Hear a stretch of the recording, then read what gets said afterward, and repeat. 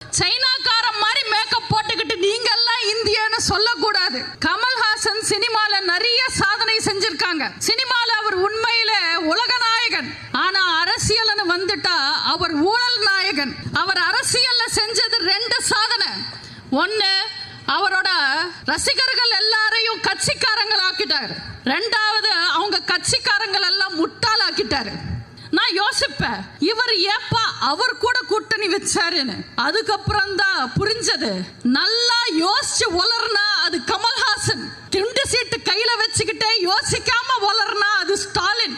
வாய் தடுமாறுது, வார்த்தை தடுமாறுது, வாக்குறுதி தடுமாறுது, கால் தடுமாறுது, கொள்கை தடுமாறுது, ஆட்சி தடுமாறுது,